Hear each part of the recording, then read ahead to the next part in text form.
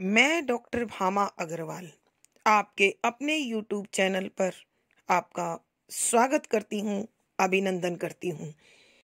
आइए प्यारे बच्चों, आज हम बिहारी जी का अध्ययन आरंभ करते हैं। बिहारी जी की यश का आधार उनकी एकमात्र पुस्तक जो हमें प्राप्त होती है वो बिहारी सतसई है, जिसमें उन्होंने 713 दोहे लिखे हैं और उनके दोहों के लिए अत्यंत प्रसिद्ध पंक्तियां हैं। सतसैया के दोहरे जो नावक के तीर, देखन में छोटे लगें बेंधे सकल शरीर। अर्थात ये दो पंक्ति वाले दोहे अपने आप में एक अद्भुत भाव सौंदर्य, कल्पना सौंदर्य, विषय सौंदर्य और शिल्प सौंदर्य समेटे हुए हैं। इन दोहों के अध्ययन से हमें यह भी जानकारी मिलती है कि बिहारी जी एक सामान्य व्यक्तित्व नहीं है। वो अनेक विधाओं का और अनेक विषयों का अत्यंत प्रबुद्धता से, अत्यंत बारीकी से ज्ञान रखते थे। इसलिए उनके दोहों में हमें भक्ति, नीति, नायिका भेद निरूपण, श्रृंगार के संयोग तथा वियोग पक्ष, प्रेम, सौंदर्य, विज्ञान, वास्तुशास्त्र, नक्षत्र ज्ञान, रंग योजना आदि न जाने कौन कौन से पहलू हैं जो हम इन दोहों में पढ़ते हैं, समझते हैं और अपने जीवन को एक अलग दिशा देते हैं। यहाँ कवि ने प्रभु के प्रति उल्हाना भी दिया है, अपना प्रेम भी जताया है और उन्होंने यह भी बताया है कि प्रभु, मुझ जैसे पापी से अब आपका पाला पड़ा है। जब मुझे मुक्त करके दिखाओगे तो जानूंगा। यानी कहीं कहीं वह उन्हें चुनौती देते हुए भी दिखाई देते हैं।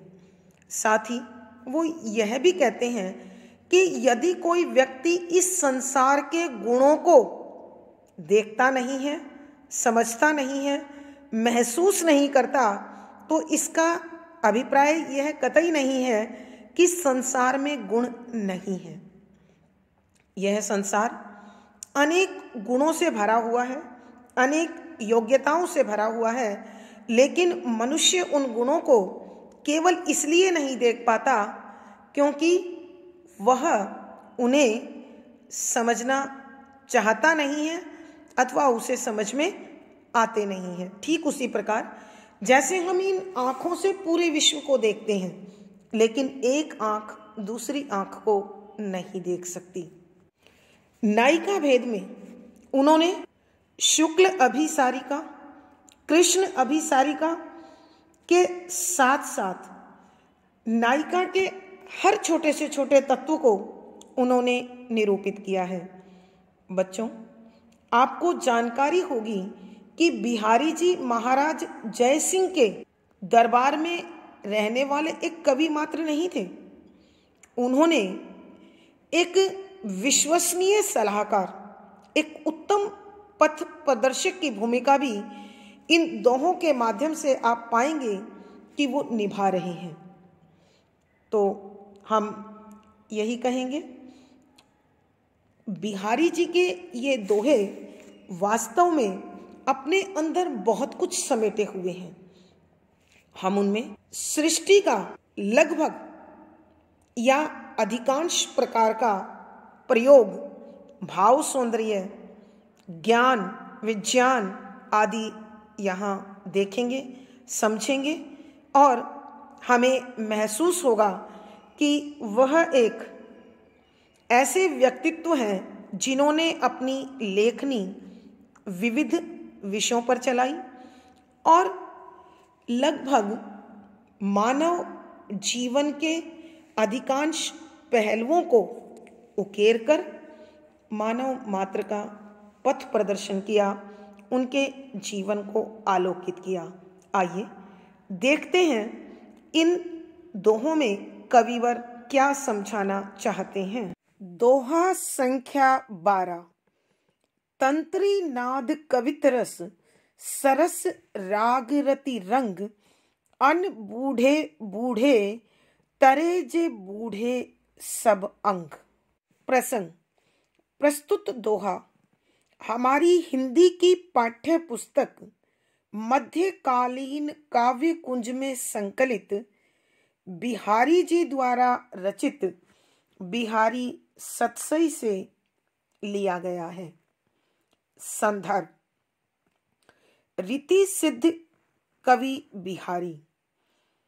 जैसा कि हमें पूर्व परिचित है, उन्हें अनेक विद्याओं का, अनेक विषयों का बहुत अच्छा ज्ञान था और उसी ज्ञान का परिचय उन्होंने इस दोहे में दिया है। उन्होंने कहा है कि जब तक मनुष्य सांस्कृतिक कलाओं में पूर्ण रूप से डूबता नहीं है, अर्थात अत्यंत गहनता से उसका आनंद नहीं लेता है, ज्ञान प्राप्त नहीं करता है, तब तक उन विद्याओं में उसे अनुरक्ति, प्रेम, पूर्ण आनंद नहीं मिल सकता। इसी प्रकार के भावों को बताते हुए वो कहते हैं, संगीत हो, कविता हो, प्रेम हो अथवा प्रेम लीला हो, ये ऐसी कलाएं हैं कि जितना मनुष्य इनकी गहराई तक उतरता चला जाता है, इनकी गहराई को महसूस करता है, उतना ही अधिक उसे आनंद प्राप्त होने लगता है, उतनी ही उसमें उस प्रकार की समझ उत्पन्न होने लगती है। ऐसे ही भावों को व्यक्त करते हुए कविवर लिखते हैं कि व्याख्या। पहले शब्दों के अर्थ। तंत्री नाद, ऐसे वाद्य यंत्र जो तार से बने हुए हैं, जैसे सितार, इकतारा, वीणा आदि। कवित रस, काव्य का आनंद, कविता का आनंद। सरस, आनंद से भरा हुआ। राग, गीत, और राग का अर्थ प्रेम भी है। रति, रंग, दाम्पत्य सुख, गृहस्थ का आनंद। अनबूढ़े, जो उसमें पूरी तरह समाये हुए नहीं हैं। बूढ़े, डूब गए, नष्ट हो गए, समाप्त हो गए। तरे, पार लग गए, कामयाब हो गए। जे जो बूढ़े, गहराई तक उतर जाना, पूरी तरह उसे समझ लेना, सब सारे अंग, हिस्से अथवा सर्वांग आनंद जिसे हम कहते हैं, शरीर के सभी अंगों का समाहित आनंद प्राप्त करना। व्याख्या। देखिए बच्चों, यहाँ कविवर कहते हैं कि इस संसार में यदि किसी को संगीत का पूर्ण आनंद लेना है तो उसे इन वाद्य यंत्रों के विषय में संपूर्ण ज्ञान प्राप्त करना होगा। यदि उसे कविता का आनंद लेना है तो उसके विषयों का, उसके छंदों का गहराई से अनुभव करना होगा। यदि उसे आनंद से भरे हुए गीत का वास्तव में आनंद लेना है तो वैसी समझ बनानी होगी। और यदि उसे अपने दाम्पत्य जीवन, गृहस्थ जीवन का आनंद लेना है तो वहां भी उसे पूर्ण रूप से उसके अंदर समाना होगा। जो ऐसा नहीं करते हैं उन्हें न संगीत का आनंद आता है, न कविता का आनंद आता है, न गीतों का आनंद आता है, न प्रेम का अर्थ समझ आता है, और न ही उनका दाम्पत्य सुखमय होता है, आनंदमय होता है। और वो इस संसार में आनंद से रहित जीवन जीने के कारण नष्ट हो जाते हैं। अर्थात उनके जीवन में कुंठा, तनाव, परेशानी बनी रहती है। और जिन लोगों ने इनका पूर्ण आनंद लिया है, उन्होंने इनमें गहराई से उतर कर ही उसका आनंद पाया है और वो जीवन से पार लग गए हैं। अर्थात कवि कहना चाहते हैं कि जिसे अपना जीवन सार्थक बनाना है और जीवन का आनंद लेना है, तो उन्हें जीवन से जुड़ी विभिन्न कलाओं के प्रति भी समर्पित होना होगा और उसके विषय में ज्ञान अर्जित करना होगा। एक बार फिर हम इस दोहे की व्याख्या करते हैं। रीति सिद्ध कवि बिहारी जी कहते हैं, मानव को अपने जीवन के सभी पक्षों का पूर्ण आनंद लेने के लिए उनकी गहराई तक बढ़ना चाहिए। कुछ उदाहरण प्रस्तुत करते हुए कवि कहते हैं, यदि मनुष्य संगीत का, वाद्य यंत्रों का आनंद लेना चाहता है, तो उसे उनके विषय में समझ उत्पन्न करनी होगी, ज्ञान प्राप्त करना होगा। यदि कविता का आनंद चाहिए, तो कविता की विषय वस्तु और साहित्यकार अथवा कवि के भावों के साथ तालमेल या समझ बनानी होगी। यदि उसे आनंद पूर्वक गीत की मस्ती चाहिए, आनंद चाहिए, तो वहां भी अपने आप को तल्लीन करना होगा। यदि गृहस्थ का सुख चाहिए, तो दाम्पत्य के विषय में पूर्ण जानकारी प्राप्त करनी होगी। जिन्होंने ऐसा नहीं किया, उनके विषय में कविवर कहते हैं, अनबूढ़े बूढ़े, कि जिन्होंने इसे गहराई से महसूस नहीं किया, गहराई से नहीं समझा, वो इस संसार में नष्ट हो गई। तरे जे बूढ़े सब अंग, तरे पार लग गए जे जिन्होंने बूढ़े गहराई से समझा, सब अंग, इसके सभी अंगों के विषय में, सभी भागों के विषय में, सभी विभागों के विषय में। अर्थात कविवर कहते हैं कि यदि मानव अपने जीवन को सार्थक और आनंदमय बनाना चाहता है, तो वह अपने जीवन से जुड़ी विभिन्न कलाओं में पारंगत हो अथवा उन विषयों में पूर्ण ज्ञान प्राप्त करने के लिए जिज्ञासु हो जाए और समर्पित हो जाए। भावार्थ, कवि के कहने का भाव यह है कि यदि हमें पूर्णता की ओर बढ़ना है, तो उस विषय की गहराई को समझना होगा। विशेष यहाँ कविवर कहना चाहते हैं, जो जिस कला का आनंद चाहता है, वह उस कला की समझ उत्पन्न करके आनंद प्राप्त कर सकता है।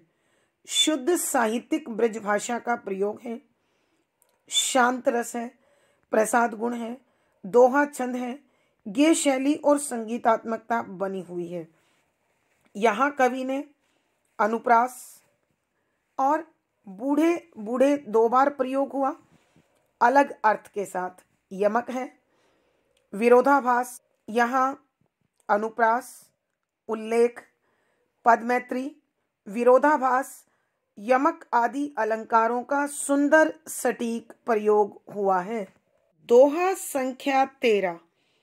कनक कनकते सो गुना, मादकता अधिकाई, उही खाए बोराई, इही पाए ही बोराई। प्रसंग पूर्ववत। संदर्भ, यहाँ रीति सिद्ध कवि मानव के व्यवहार पर बड़ा सूक्ष्म विश्लेषण करते हुए बता रहे हैं कि जिस प्रकार मानव नशीला पदार्थ धतूरे का सेवन करने के बाद उन्मत्त हो जाता है, दीवाना हो जाता है, पागल हो जाता है और अपने बुद्धि से नियंत्रण खो बैठता है, ठीक उसी प्रकार अत्यधिक धन आने पर मनुष्य का स्वभाव, मनुष्य का व्यवहार, मनुष्य का आचरण और उसके घमंड की कोई सीमा नहीं रहती। वह अपने आचरण से भ्रष्ट हो जाता है, उसका व्यवहार असंतुलित हो जाता है और घमंड से भरा होने के कारण वह मानव और मानवता दोनों का सम्मान करना भूल जाता है। इसी तथ्य का उद्घाटन करते हुए कविवर लिखते हैं कि व्याख्या शब्दों के अर्थ साथ साथ कनकु सोना, स्वर्ण, कनक धतूरा, ते से 100 गुणों 100 गुना अधिक मादकता, नशा, मस्ती, उन्मत्त अथवा दीवाना बनाने की ताकत अधिक होती है। वही धतूरे के लिए प्रयोग हुआ है। उसे खाए खाकर बुराई पागल हो जाता है, दीवाना हो जाता है, मदमस्त हो जाता है। यही इसको अर्थात सोने को पाई पाकर ही भी बुराई पगला जाता है, पागल हो जाता है। कवि बिहारी जी कहते हैं कि मनुष्य जिस प्रकार नशीले पदार्थ का सेवन करके उन्मत्त, दीवाना, पागल अथवा नशे से भर जाता है, धन दौलत में उससे भी कहीं अधिक नशा होता है। जब किसी प्राणी के पास असीम मात्रा में धन आ जाता है, संपत्ति आ जाती है, वैभव आ जाता है, तो उसका व्यवहार भटक जाता है, भ्रष्ट हो जाता है, मनुष्य पगला जाता है।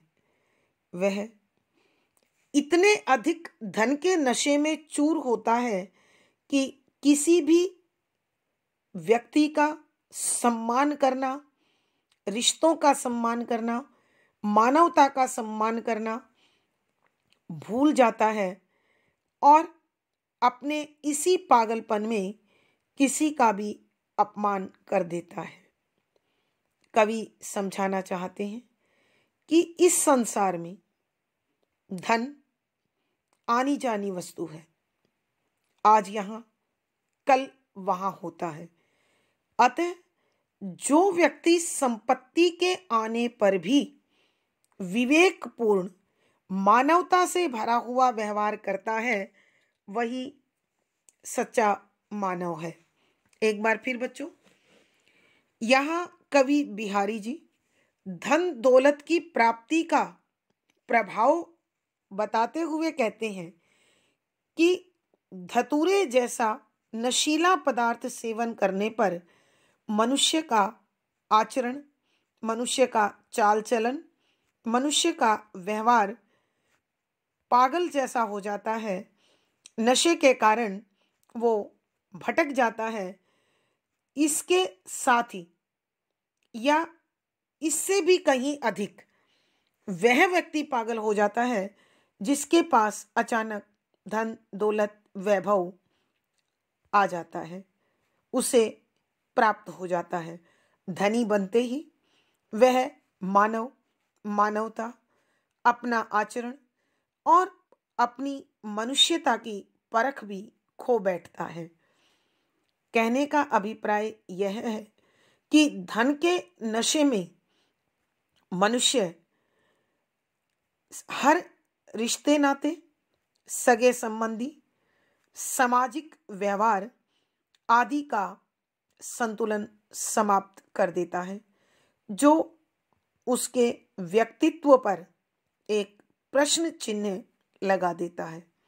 भावार्थ, कवि के कहने का भाव यह है कि धन मानव मन की एक सबसे बड़ी या बहुत बड़ी कमजोरी है और जैसे ही वो इसे प्राप्त कर लेता है उसके जीवन से प्राय मनुष्यता नष्ट होने लगती है।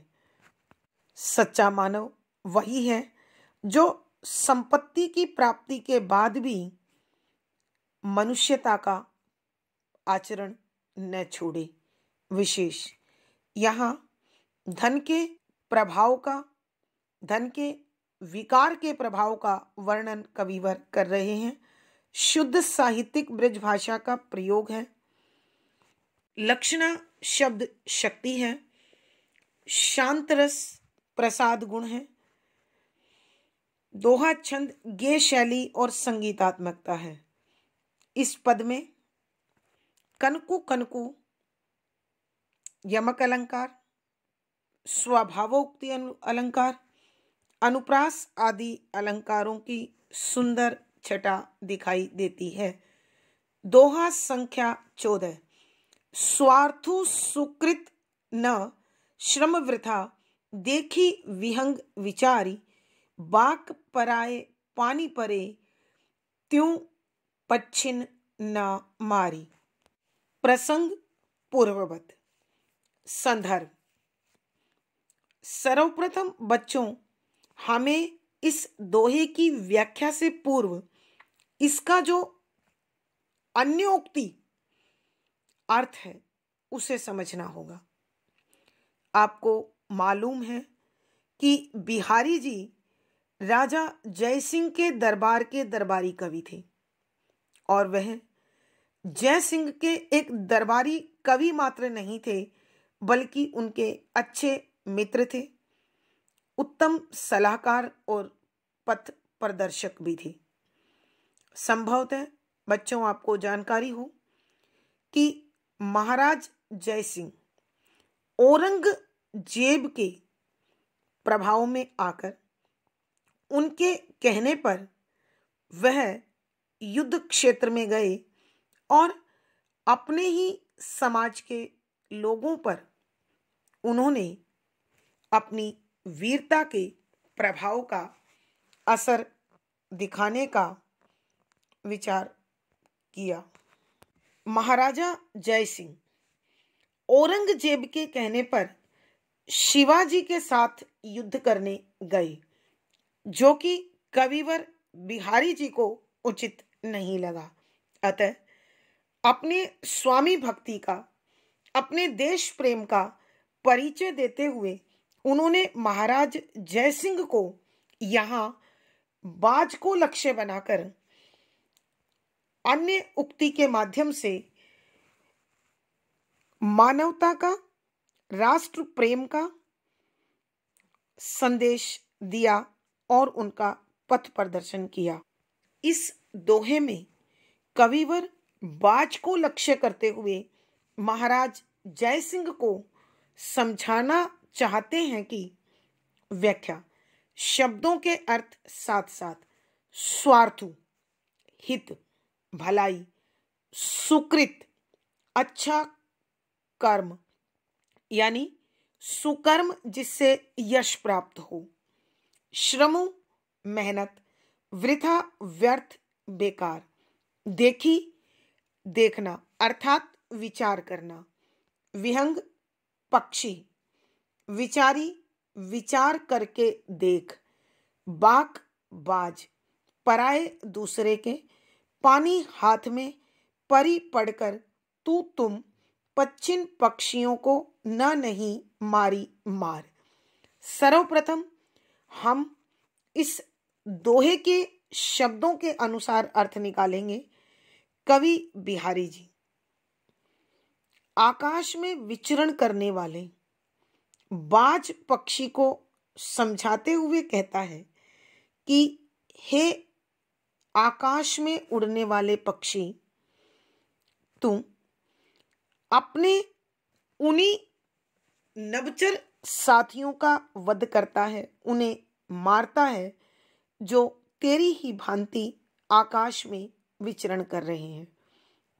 उनका शिकार करने से न तुझे कोई यश मिलता है, न तेरे किसी स्वार्थ की सिद्धि होती है और तेरे द्वारा किया गया यह श्रम, यह मेहनत व्यर्थ जा रही है। इस विषय पर विचार करके देख, सोच करके देख। तू दूसरे के हाथ में पड़कर अनावश्यक ही अपने ही नभचर साथियों का, भाइयों का वध कर रहा है। पक्षी, तुझे ऐसा नहीं करना चाहिए। तू आकाश में विचरने वाले, आकाश में उड़ने वाले अन्य पक्षियों को मत मार। अब अन्य उक्ति से इसका जो अर्थ कविवर ने जयसिंह को समझाने की कोशिश की वो समझिए। जिस प्रकार बाज एक मजबूत ताकतवर पक्षी होता है, उसी प्रकार महाराज जय सिंह अत्यंत शक्तिशाली और समर्थ हिंदू राजा थे। पराए पानी परी का अर्थ है औरंगजेब, जो उस समय का एक मुसलमान शासक था, की इच्छा के अनुसार हाथों में पड़ना मुहावरा होता है, कठपुतली होना जिसका अर्थ होता है बच्चों। तो यहाँ पराए पानी पड़ी का मतलब है औरंगजेब के कहने पर। तुम ये पश्चिम शिवाजी महाराज के लिए कह रहे हैं। कवि कहते हैं कि हे महाराज, आप भारत में रहने वाले हिंदू महाराज हैं, पूर्ण शक्तिशाली हैं और समर्थ हैं। आप औरंगजेब के कहने पर दूसरे स्वतंत्र हिंदू राजा शिवाजी पर आक्रमण कर रहे हैं। तो इससे विचार करके देखो कि उससे आपका क्या लाभ है। न आपको राज्य प्राप्त होगा, न आपको वहां से जीता हुआ धन वैभव प्राप्त होगा, न आपको यश प्राप्त होगा, क्योंकि आपकी जीत तय है और वो जीत औरंगजेब की जीत कहलाएगी। तो तुम्हारे द्वारा की जाने वाली इस लड़ाई का परिणाम तुम्हारे लिए दुखद होगा, क्योंकि सर्वप्रथम तो एक हिंदू दूसरे हिंदू को नुकसान पहुंचा रहा है, यानी एक भाई दूसरे भाई का अहित कर रहा है, पहला नुकसान। दूसरा नुकसान, इस लड़ाई में जो दोनों पक्षों की हानि होगी उसमें एक पक्ष हमारा है, हमारी भी हानि होगी, लेकिन उससे हमें लाभ कोई प्राप्त नहीं होगा। यदि हम इस लड़ाई को जीतते हैं तो जीत का श्रेय औरंगजेब को प्राप्त होगा और जीत से जो भी कुछ लाभ मिलना है वो औरंगजेब को मिलना है। अतः हे महाराज जय सिंह, आप एक अत्यंत समर्थ, शक्तिशाली, ताकतवर और विवेकवान महाराज हैं, विवेकशील महाराज हैं। विचार करके देखो कि औरंगजेब के कहने पर आप अपने ही देश के दूसरे स्वतंत्र शासक, दूसरे हिंदू शासक शिवाजी पर आक्रमण करने का विचार बना रहे हैं। तो विचार कीजिए, सोचिए कि इससे हमारा क्या हित हो सकता है। और एक भाई दूसरे भाई से लड़े, यह यश का कारण नहीं हो सकता, इससे यश लाभ नहीं होगा। और इस युद्ध में जो मेहनत लगेगी, जो धन दौलत, सामरिक उपकरण यानी युद्ध की सामग्री और सैनिक रसद जो खर्च होगा वो हमारा होगा। हमारी और हमारे सैनिकों का परिश्रम व्यर्थ जाएगा। हमें इसके बदले में केवल भाई से दुश्मनी और भाई के अहित के सिवा कुछ प्राप्त नहीं होना है। अतः किसी दूसरे के कहने पर हमें अपने भाई से, एक स्वतंत्र शासक से इस प्रकार लड़ाई नहीं करनी चाहिए। अतः हे महाराज, आप अपनी हिंदू प्रजा का नुकसान मत करो। भावार्थ, कवि के कहने का भाव यह है कि मनुष्य को अपने किसी भी कार्य से पूर्व उसे अच्छी प्रकार से विचार करने के बाद ही संपन्न करना चाहिए कि उससे हानि और लाभ क्या हो सकते हैं। विशेष यहाँ अन्य उक्ति के माध्यम से कवि ने महाराजा जयसिंह को समझाने की कोशिश की है। शुद्ध साहित्यिक ब्रज भाषा का प्रयोग है, शांत रस प्रसाद गुण है, दोहा छंद है, गेय शैली और संगीतात्मकता बनी हुई है। इस दोहे में उल्लेख अलंकार है, अन्य उक्ति अलंकार है, अनुप्रास, वाक, संबोधन अलंकार है। यानी इस दोहे में अनुप्रास, अन्योक्ति, उल्लेख, संदेश, संबोधन आदि अलंकारों का सुंदर सटीक प्रयोग हुआ है। दोहा संख्या 15। नर की अरुणल नीर की गति एकई करी जोई, जे तो नीची हवे चले ते तो ऊंची होए। प्रसंग पूर्ववत। संदर्भ, यहाँ कवि बिहारी जी मानव जीवन में विनम्रता के महत्व को समझाने की कोशिश कर रहे हैं। वो कहते हैं कि मानव जितना अधिक विनम्र होगा, जितना अधिक शांत होगा, जितना अधिक सुशील होगा, वह उतना ही अधिक कामयाब होगा, सफल होगा, विकास को और लोकप्रियता को प्राप्त करेगा। अतः मानव को विनम्र बनने का संदेश देते हुए कविवर लिखते हैं कि व्याख्या, शब्दों के अर्थ साथ साथ नर मानव, की अरु और नल नीर, नल का पानी अथवा फव्वारे का पानी, की गति, दशा या स्थिति, अवस्था, एकई एक जैसी, करी समझकर, जोई समझना चाहिए, जे तो जितना, नीची नीचा होकर, हवे बनकर या होकर, चलई चलता है, तै तो उतना ही, ऊंचो ऊंचाई को होई प्राप्त करता है। रीति सिद्ध कवि बिहारी जी कहते हैं कि हे मनुष्य, यदि सफलता को, ऊंचाई को, विकास को प्राप्त करना है तो चाहे वो मनुष्य हो अथवा फुहारे का पानी हो, दोनों की दशा एक जैसी, दोनों की स्थिति, दोनों की अवस्था एक जैसी समझनी चाहिए। जो जितना अधिक विनम्र होकर, जो जितना अधिक नीचा होकर चलता है, उसका पानी उतना ही ऊंचा जाता है।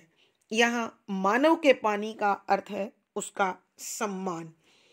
और उसी प्रकार कवि मानव को संदेश देते हुए कहता है कि मानव और फुवारे की स्थिति को एक जैसा समझना चाहिए, क्योंकि एक फुवारा जितना अधिक नीचा होकर चलता है, उसका पानी उतना ही अधिक ऊंचाई तक पहुंचता है, जाता है।